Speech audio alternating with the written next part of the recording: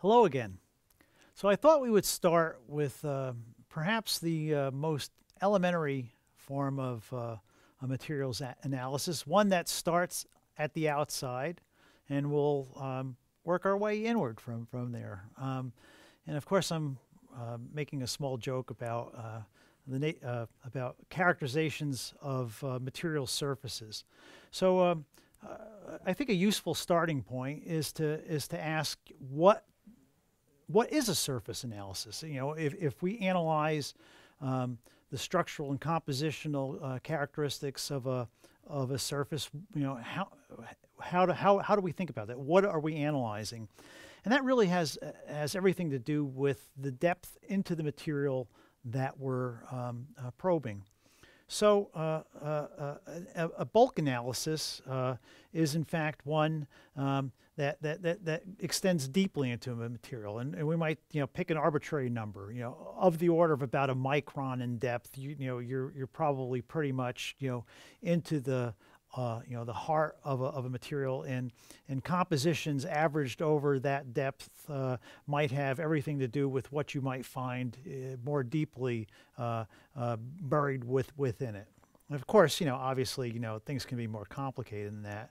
Thin film analysis is something that would be much finer, and let's say, as a working definition, of the order of tens to hundreds of nanometers. And surface analysis, it would be, that province where we start to approach, very much to the outermost few atomic layers of a material's construct.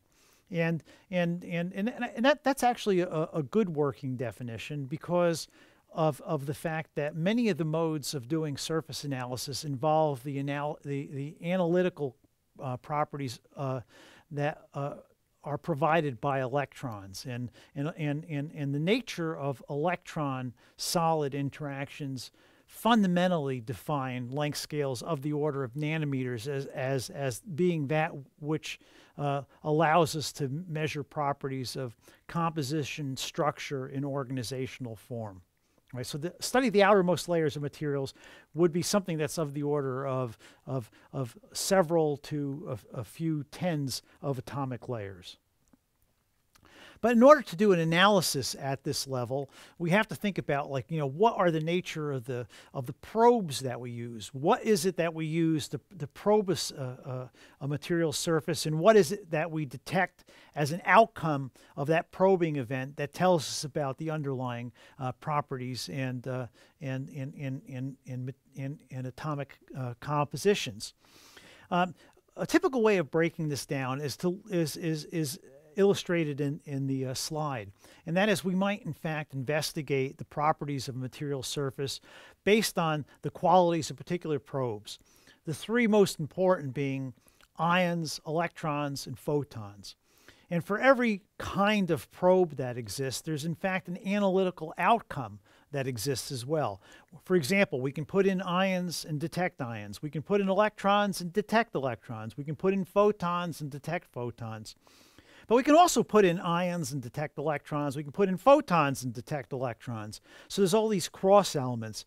And each one of those possible pairings actually defines a unique spectroscopic or physical probe of a material surface, and in fact provides different kinds of useful analytical information.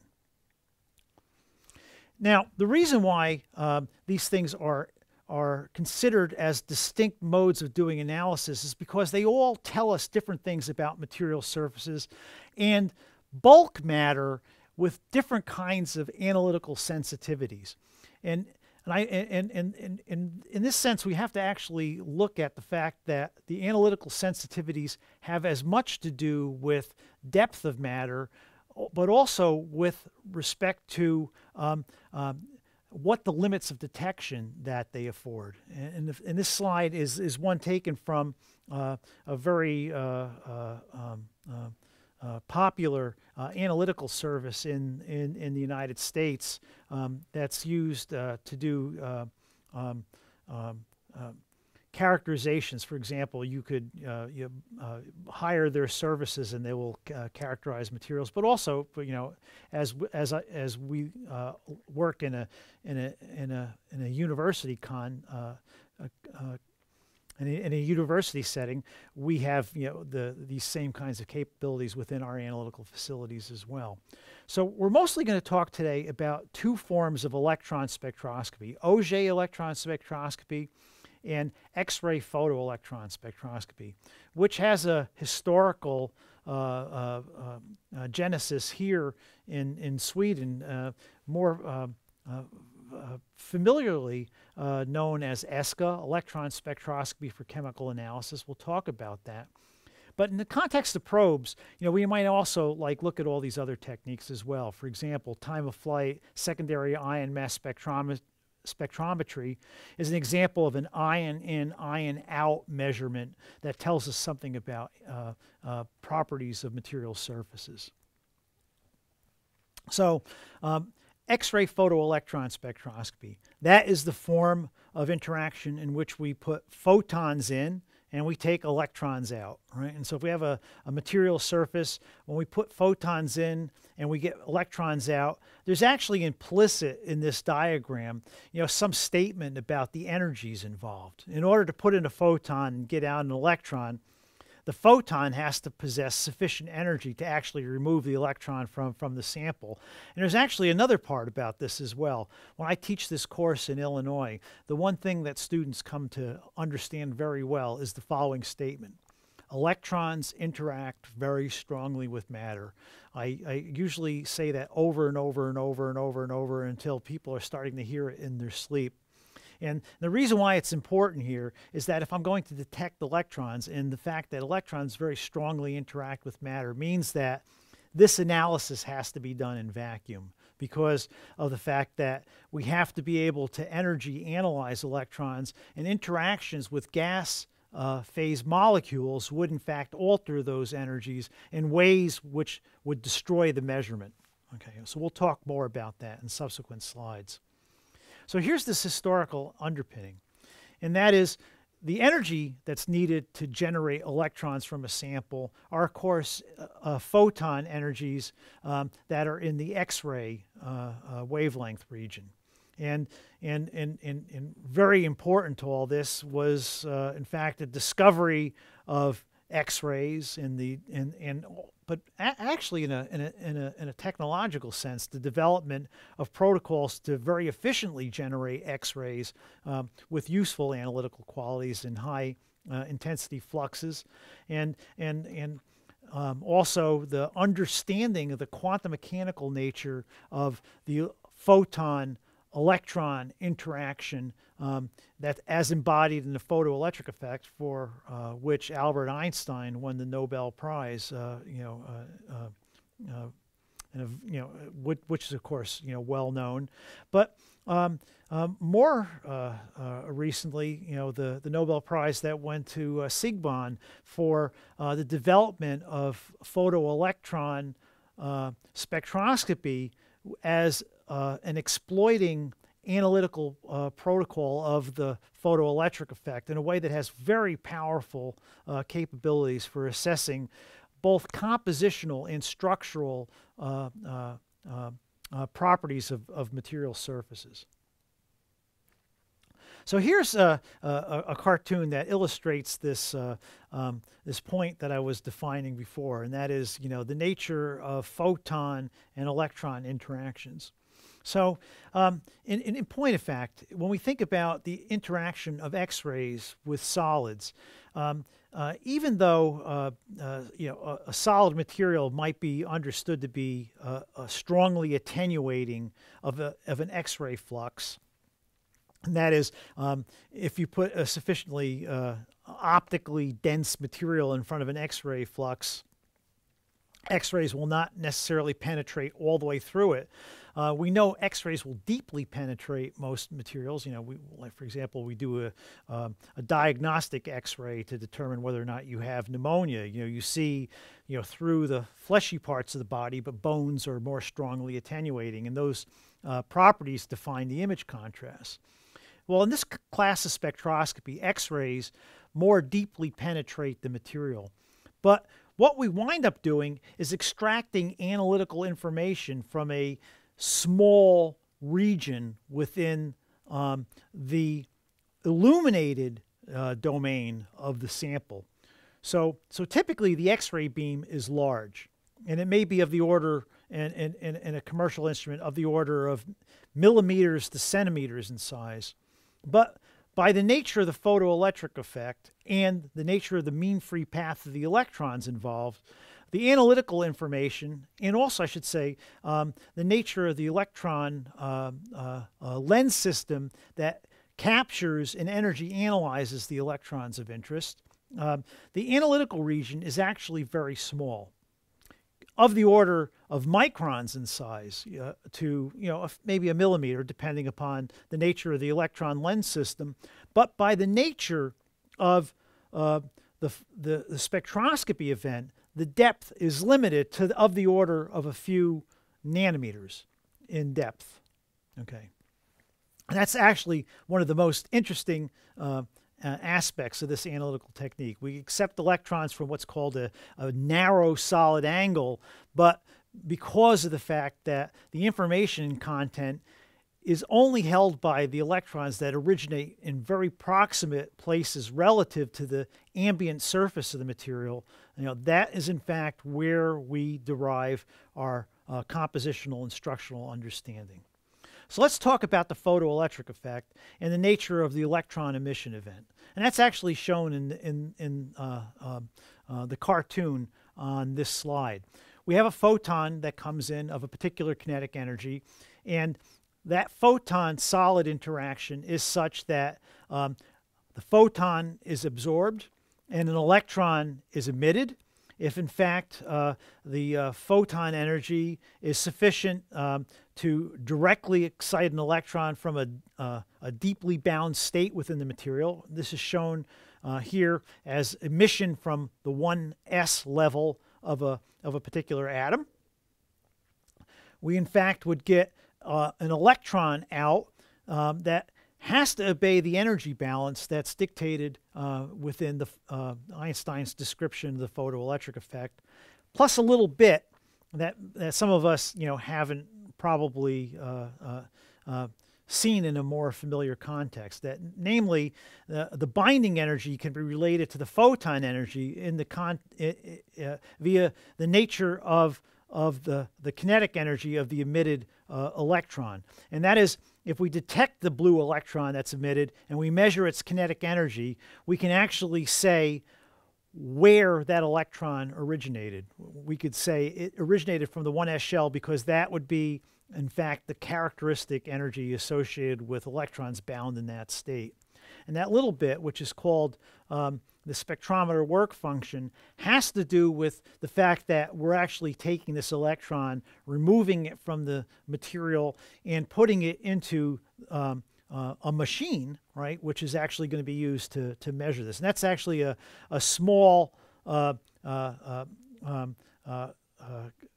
perturbation on these more fundamental attributes. So we had the free electron level and the machine work function as well. And the characteristic binding energy actually also turns out to be a direct, also has a direct dependency on atomic number, because as we would see intuitively, the binding energy for any of these energy levels, like the 1s level, has everything to do with the nuclear charge that's present in the atom binding that electron.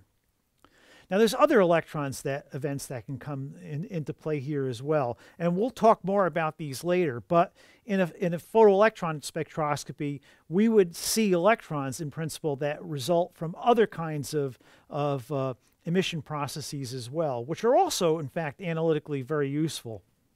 The one shown on the right actually is a more complex outcome, which has to do with the fact that we generate a core hole as shown on the left-hand side, but we allow that energetic state to decay by a transition involving an electron coming from a higher shell falling into the deep core level hole, that's shown here, right? And then that energy, that transition energy, so we have an initial state that corresponds to an atom that's had an electron yanked out of it at the 1s level. We then let that fill by the transition that's shown here.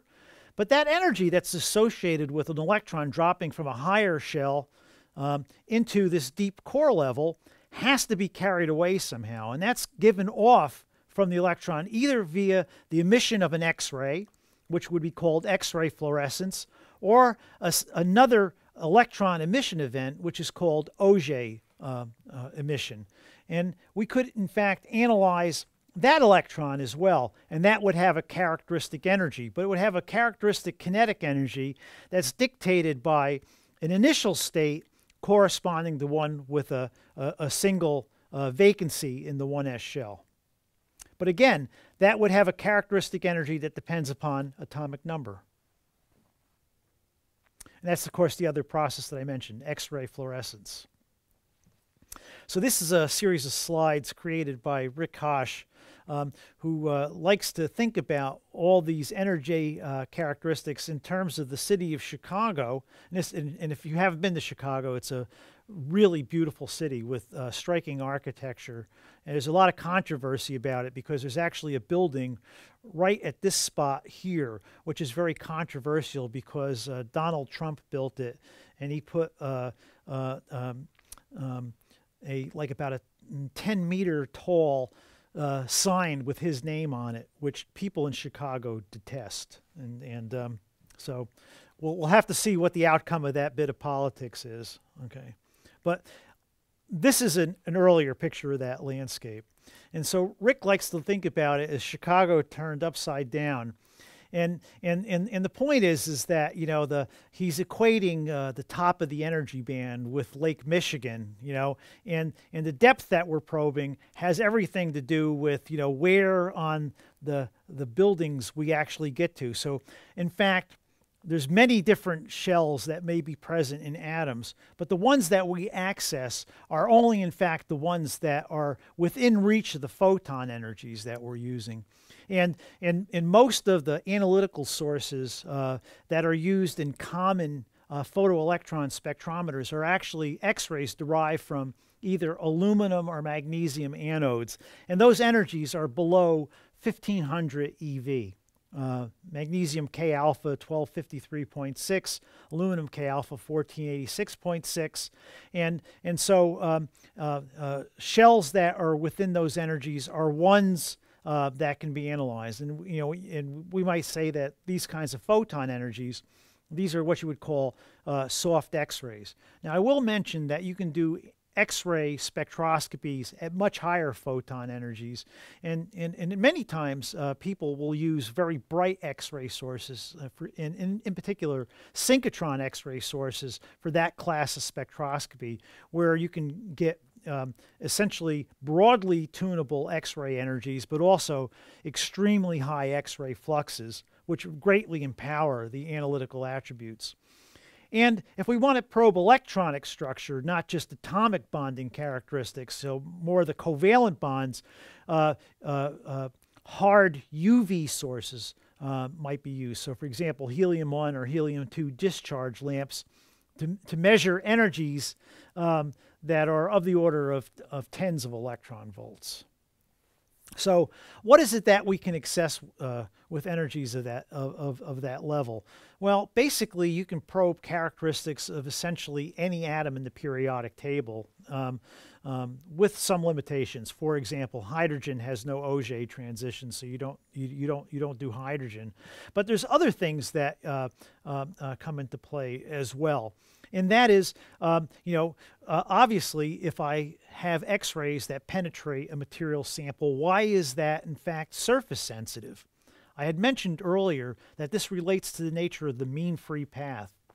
And what's plotted on this slide is the quantitative depiction of the mean free path of an electron as a function of its kinetic energy, right? The energy associated with its translational velocity as a function of the material.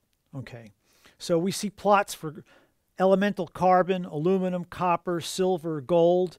And what you'll notice in this is that this so-called inelastic mean free path as a function of kinetic energy, well, we notice that there's a little bit funny thing at low energies. It looks like, in fact, and actually it does, it turns up a little bit at the end, but then it goes up as we go to higher kinetic energies for the photoelectrons.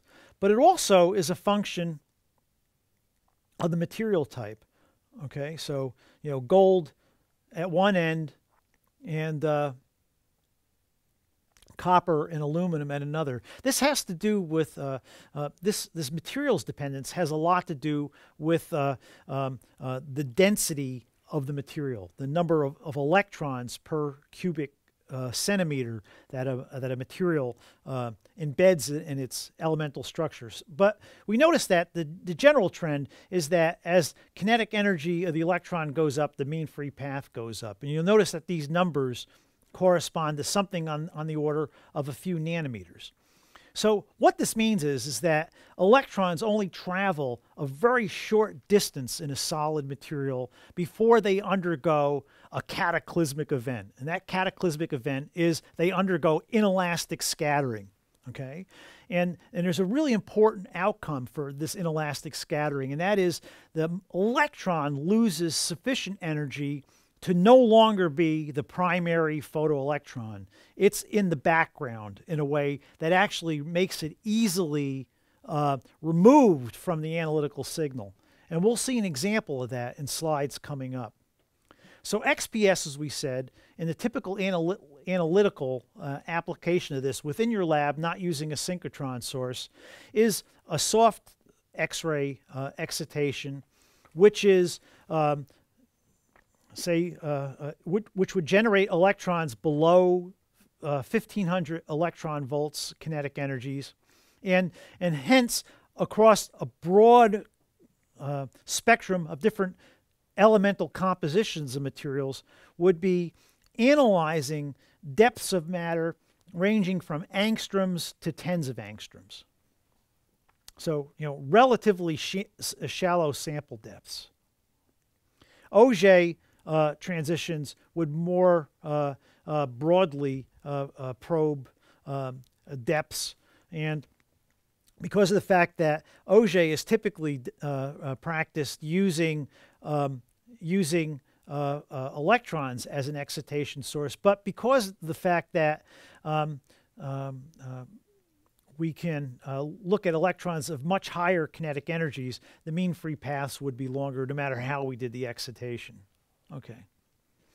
And so actually, we can actually think about, more about what this means, when we talk about a mean free path. This is actually something that has to do with, how an electron is, how the electron energy is attenuated as a function of distance in the material, and there's a scattering length associated with that that's, exponential in its dependence, and so the mean free path is typically defined in terms of a scattering length that at 3 times that characteristic scattering length, you remove 95% of the analytical signal, right? And this is a more exact mathematical description of that of that underlying physics, right? So in point of fact, within one mean free path, most of the signal comes, but actually some of the signal comes from deeper extents in the material, but of course only to a significantly smaller fraction, right, because of this underlying exponential decay. So let's talk about the advantages and disadvantages of analytical spectroscopies that tell us information about the composition and structure of material surfaces. All right, the advantage is that it's extremely sensitive. Okay, and the disadvantage is it's extremely sensitive. That which giveth is also taken away. Okay, and there's another aspect about this as well, and that is because in fact it's extremely sensitive, and because of the fact that surfaces are usually very reactive, we have to, in fact, be able to analyze surfaces that are unperturbed by the ambient that they're in. And typically, we might want to, in fact, look at elementally clean surfaces, and how to prepare them is very complicated. So, for example, to make this very explicit, if I wanted to look at the characteristics of a steel surface, and I wanted to see it independent of its properties as exist when it's modified by its interactions with air, and nominally what would happen is it would oxidize. If I want to look at the iron and chromium content of a stainless steel unmodified by its interactions with oxygen in the atmosphere and water vapor in the atmosphere, I would have to take this into the vacuum environment and remove the surface layer. And in fact, this is done by a technique that's called ion sputtering. And what you do is you impact the surface with a high energy ion. For example, a kiloelectron volt argon ion, which slams into the surface and via energy transfer ejects material from it to literally physically ablate atoms from the surface layers and drill into it until I get to a region that's been unmodified by interaction with the material surface. Now, you have to understand that comes with a caveat that it causes physical and chemical change and hence damage, right? But it is a very important adjunct to this class of spectroscopy. Right, so we have ways in which we can manipulate and process surfaces in these instruments, but we also have an instrument. And this is a diagram of the spectrometer. We have an X-ray source, okay? And we have to have a way of doing energy selection, basically, if we want to actually improve the qualities of the emission that comes from the X-ray source. So typically, the X-ray source would also embed an X-ray monochromator. This is done via diffraction by putting a high-quality crystal that diffracts electrons at that diffracts the photons at a characteristic angle, and hence lets me impinge at the sample focal point a very well-defined narrow divergent angle beam of X-rays, which emit electrons, which are then taken into a lens system and then energy analyzed in what's called a hemispherical energy analyzer, and then imaged at a detector. Right, and I say imaged here because most modern instruments would use a segmented detector, which uses spatial dispersion as a way of making the analysis faster, because basically a spread of photoelectron energies down at the sample is read out at the detector as a spatial dispersion of electron energies. And then when we scan that, we can then acquire large energy scans very rapidly.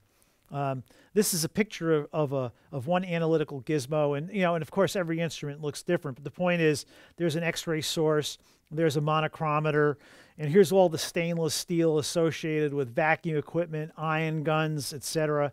Data systems. And all the stainless steel has to come from the fact that these analyses are done in what's called ultra-high vacuum because of the fact that we're energy analyzing electrons. We don't want gas phase molecules in the background. So that would actually require that the working distance is like from the sample would be at the center, and this part out here looks like an upside down salad bowl is actually where the energy analyzer is. That's about a meter traveling distance of electrons. Pressures of the order of, like, say, 10 to the minus 6 torr, 10 to the minus 7 torr would be sufficient to avoid electron gas phase molecule collisions. But we go to actually much higher vacuums, 10 to the minus 10 torr, because of the fact that when we clean in the vacuum area, in the vacuum region, a sample, we want it to be long-lived. And at 10 to the minus 10 torr, it would take approximately 3 hours for a monolayer of gas phase molecules to collide with that surface. So that gives you large, long working times to be at very, very, very low working pressures. Okay. Okay. So there's another part about this that actually turns out to be an important point, and that is, we said that the characteristic binding energy relates to the nature of the nuclear core, right? And so that's actually, you know, a real critical point. You know, the energy of the electron when it's bound to the atom has everything to do with the nature of the interaction of the positive parts of the nucleus, right? The protons in the nucleus, and electrons that are embedded in particular shells, right? And so, you know, we can see that, you know, how the negative parts that are the electron and how the positive parts are the protons in the nucleus, you know, that fundamentally has to scale, you know, what the energies are associated with the various quantized energy levels of the atom, and that sort of makes intuitive sense, right? But it turns out that there's other parts involved as well, and this part of the physics is a little bit more complex and somewhat subtle, and that is, you know, there's also interactions of electrons with electrons, and another part. There's interactions of the electrons with the core hole that's created by the ionization event. And in point of fact, the energies of the photoelectron have everything to do with the sum detail of all those interactions. And there's no simple way to describe it, because it's an example of what's called many-body physics that gives rise to this. But the totality of those interactions actually means that there's something that's related to the nuclear part of this, and that's, you know, the thing that makes it elementally specific. But all these other things in hierarchy lead to small perturbations on top of that, which have everything to do with the chemical sensitivity as well. So that, yes, there's information about an electron originating from a carbon atom, but there would also be information about an electron originating from a carbon atom that's bound in diamond, or an electron that's bound in polyethylene. Small differences that would help identify differences in the chemical states. So elemental shifts are, in fact, you know, something that would characterize every atom across the periodic table. Clearly, you will not be going to your analytical laboratory with an analytical specimen, you know, containing plutonium, you know, but you might do something that contains boron, carbon, you know, basically anything that's found in the normal part of the periodic table, and you might find, in fact, you know, that there would be particular energy levels of these atoms that you would measure. So, for example, if I'm going to do spectroscopy on the 1s shell of an atom, okay, and whereas the 1s shell is going to be the most deeply bound electron in an atom, it has to fall within the photon energy. These are going to be relatively low Z elements. And clearly, you know, the 1s level for something that's out at atomic numbers of the order of 50 would be very low, would be very tightly bound. They're not going to be accessible energies for the soft X-ray sources that we typically use. So, in point of fact, the analytical spectroscopies for higher Z elements are, in fact, going to be, you know, for example, you know, the 3P, 3D, 4S, etc. You know, higher shells. All right, and these are some examples. So I'll leave these for you to look at, and you can see like where particular binding energies fall. You know, for example, if we look at, you know, particular transition metals, so for example, iron, 2p core levels at around 700 electron volts, and the 3p level at around 53 electron volts in terms of their characteristic binding energies. Now you can actually see, here's an example of spectra, photoelectron spectra for a homologous series of metal nitrides, scandium, titanium, vanadium, and chromium nitrides. And this actually illustrates some of the complex structures that that are seen in spectra like this. So, for example, if we look at 400 electron volts and just follow this up, it turns out that in most of the spectra, you actually see it sitting here on top of the scandium-related spectrum as well. But in all these samples, you see a very sharp peak. And these are, in fact, electrons originating from the nitrogen 1s level. All right, so that's the nitrogen content of these samples. And you notice that we see the 2s and 2p core levels associated with the metal component, chromium, vanadium, titanium, scandium. And they're shifting in binding energy in ways that actually follow their periodic dependence. Here, these are shallower core levels, the 3s and 3p levels. And again, also showing the same elementary shifts, right? But not as large in magnitude as the ones that you see in the deeper core levels. And that follows expectations. Okay, there's other things that you see in these spectra as well. And this structure here that we're not going to talk about, but, just other than to say, this is part and parcel of how this spectroscopy works, are in fact Auger electrons that arise from these secondary emission processes that are always present when you generate an ionized core hole in an atom. Okay. Now let me say one last point, and I'll just do this by looking at the chromium nitride spectrum. And if you'll see the cursor, I'm tracing out a step.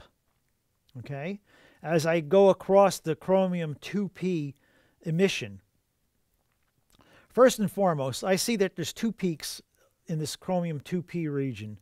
Those are in fact the two peaks that come from the spin orbit splitting. That's part of this spectroscopy. So, the quantum mechanics of this are very much manifested in this. But I want to actually look at the fact that it shows up as a step. Now, remember we spoke about the mean free path at an earlier slide. And I said that there's only a certain distance that you can move as an electron in a solid before you undergo an inelastic scattering event. And that scattering dictates whether or not you'll be able to be analyzed as being information. Okay? And in point of fact, it's that effect that gives rise to this step.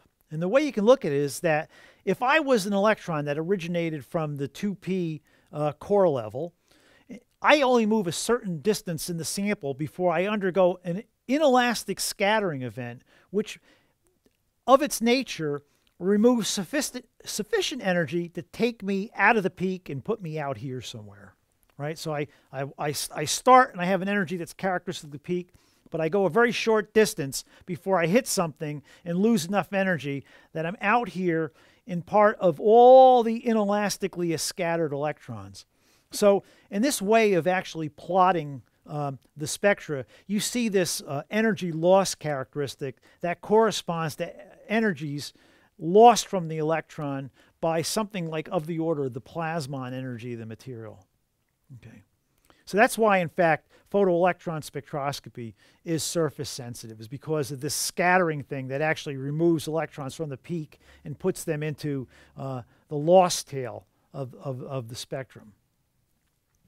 Now here's where the bonding effects come into play. All right, so we know that the binding energies will move around depending upon whether or not the atom is high Z or low Z, higher in Z, lower in Z. We saw that in the elemental shifts for those first row transition metal nitrides. But bonding differences matter even in the same particular atom type. So, for example, deeper core levels, they carry information that's really heavily weighting the nucleus, and shallower core levels contain a lot of information and really weight very strongly information related to the nature of the covalent bonding that's present. But in both cases, things that modify bonding will also modify those binding energies because of the fact that the electrons that surround the core hole will be changed by that binding. And that's what we call a screening effect, right? And those impacts will actually give rise to a bonding-specific perturbation of a core a core level binding energy. Here's a plot that shows that for a number of different functional group types of simple organic structures. So for example, the carbon 1s binding energy associated with a carbon atom that's bonded principally to hydrogen or to carbon. So for example, polyethylene, in which we have nothing but CH and CC bonds. We more or less see that as being a carbon 1s core level with a characteristic binding energy of 285 electron volts, right? Carbon nitrogen based binding, you see that binding energy goes up, right? And that's because, in fact, the bonding to an electronegative substituent pulls electron density out, right, from the carbon atom. And what that means is the energy that it takes to generate a core hole in that carbon is actually a little bit higher, right? And so those screening effects give rise to a fairly large bonding specific shift in the binding energy. We can follow this out. So for example, carbon oxygen binding, right, to carbon oxygen double bond, the corresponding shift is of the order of 3 electron volts. So let's actually look at some real material structures. This is an XPS spectrum of polymethyl methacrylate, very common and simple polymer. And details of its structure are actually shown here. And what's shown is core level spectra measured in the oxygen 1s and carbon 1s binding energy regions. And you'll notice, like, just by inspection, looking at the carbon 1s region, you notice that there's actually a lot of structure in this. And this has actually been fit to very high quality using 4 peaks whose weighted intensities have absolutely all the right stoichiometries and chemical, and I don't want to say chemical shift, but screening induced shifts in the binding energies that correspond to all the components shown here. So for example, 3 being the methyl of this ester functionality, right? But actually the one that's furthest out is the carbon that's bound to 3 oxygen, oxygen being very electronegative, right, which drawing out electron density. This is being shifted past 288 electron volts, very far removed from 1, which is the carbons that are present, like for example, at the methylene or the methyl, and those being unresolved from one another, right? So, and of course, the oxygen 1s, where we can differentiate the carbonyl and the methoxy related oxygen bonding habits, right? So these actually are very powerfully descriptive indicators of chemical structure. Okay, and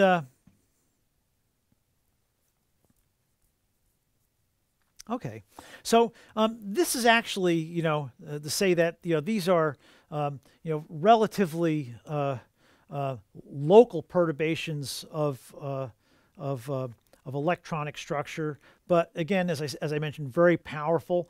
But they in fact always require complementary methods, right? Because if we see a discrete set of chemical shifts, the underpinnings could be more complex, or there could be in fact interfering components, like in more composite architectures, that preclude the ability to do very well-defined spectral assignments as are shown here.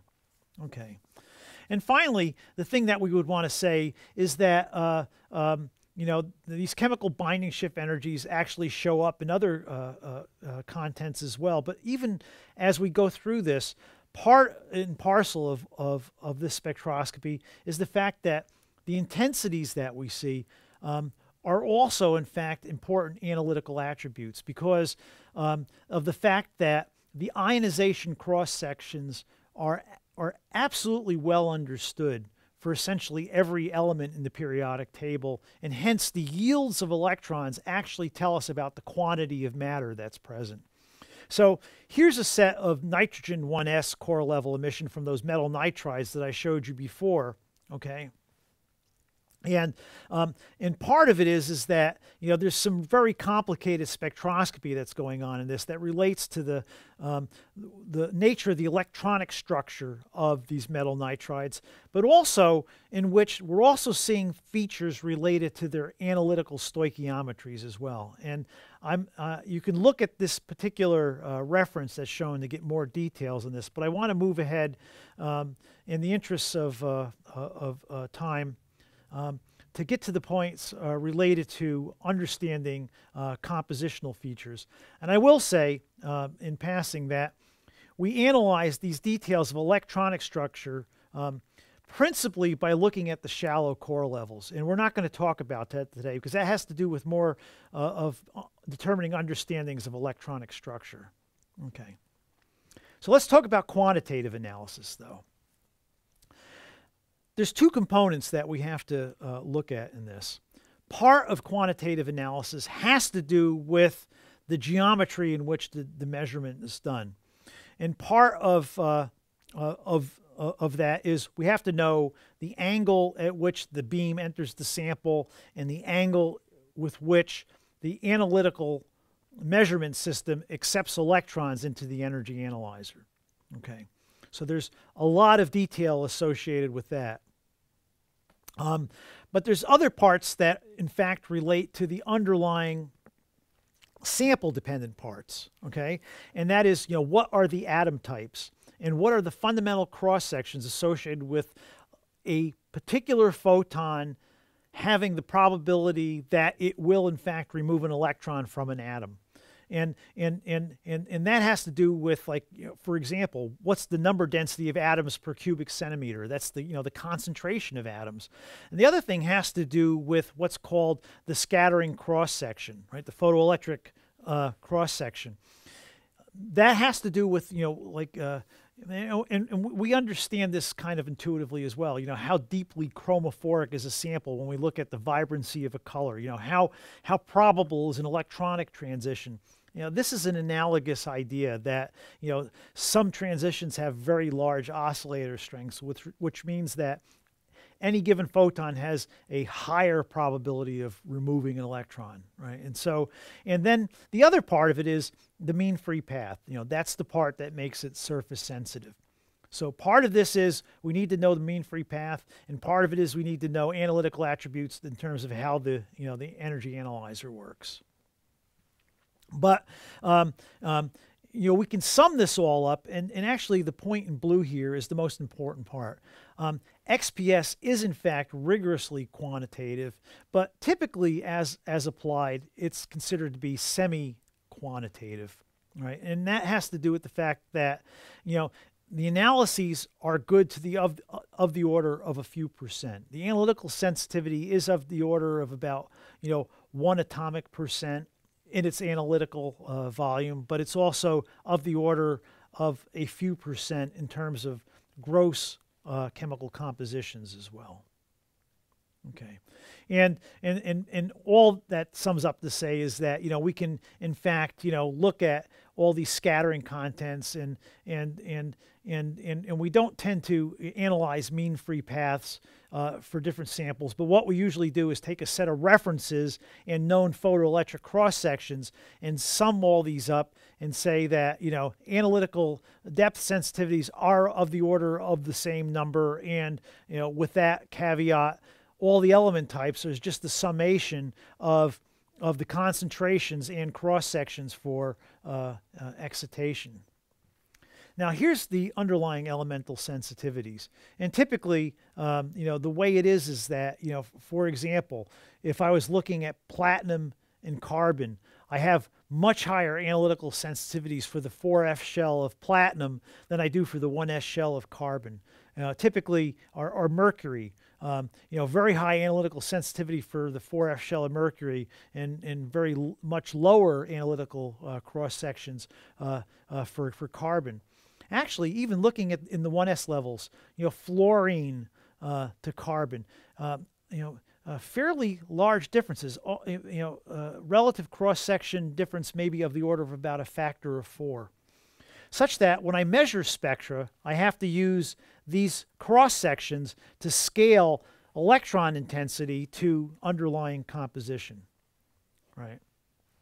And actually that's shown here for the spectra that we showed earlier for the nitrides. I won't go into this table, just other than to note that we see structure in this that relates to electronic structure, but we actually see information related to non-stoichiometries in the growth of the material.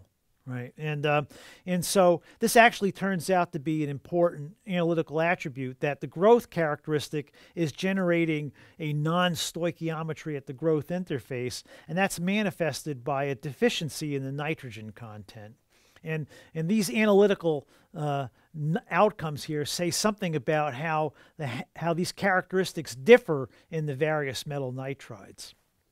And finally, I'm going to end just noting that the mean free path has everything to do with the surface sensitivity of the technique, but the analytical geometry has a lot to do with it as well. And that's actually shown in these illustrations on this slide here. And that is, if in fact we do the electron takeoff at a grazing or surface normal direction, so along the normal direction, it is in fact more probing of depth. And this is very surface sensitive at a more grazing angle of incidence. In point of fact, the mean free path is the same in both cases. But what differs here is in fact the angle with regard to the lens system of the instrument.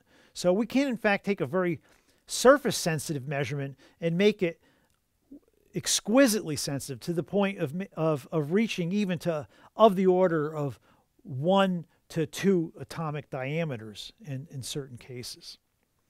And I think at this point, I think we'll close and say XPS is in fact one of the more powerful methodologies for analyzing both the chemical composition and bonding characteristics of material surfaces, generally considered to be a non-destructive analytical technique, even though it is in fact generating ionized core holes in particular atoms, but at low densities and in that sense non-damaging. And because it involves a photon interaction with a solid, can be done on essentially any material type. And with that, I'd like to thank you.